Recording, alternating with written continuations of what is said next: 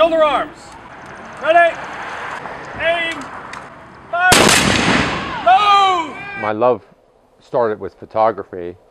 Mark! Got around the person.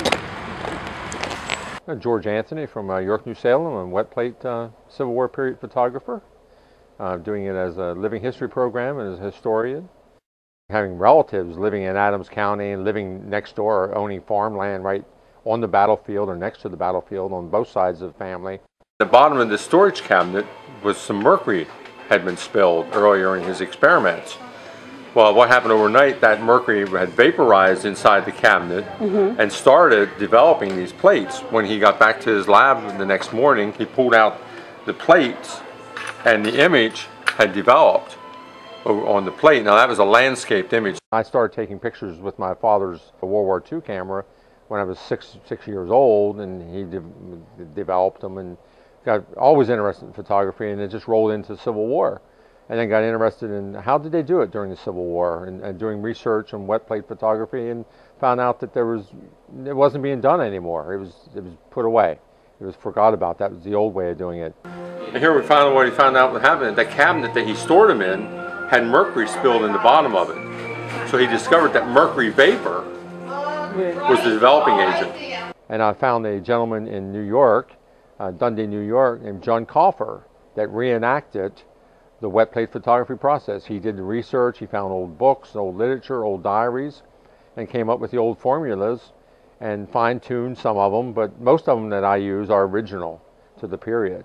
And the chemicals are still available, and I mix all the chemicals raw from start to finish. And I try to, from my clothing to all the equipment I use, is 100% to the period. Most interesting that people ask about, why does people have such straight-laced face in photographs? Because now, modern day, you smile. Smiling comes back to Kodak promoting smiling. But during the Civil War, the straight-laced face was, they were trying to reproduce oil paintings, the formal portrait look, where everyone looked so stoic and they never looked at the camera, they looked away. And then that was a tradition that started during oil periods of paintings.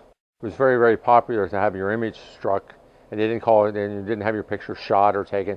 They would call it, you had your image struck, because they were striking it onto the silver nitrate and onto the plate.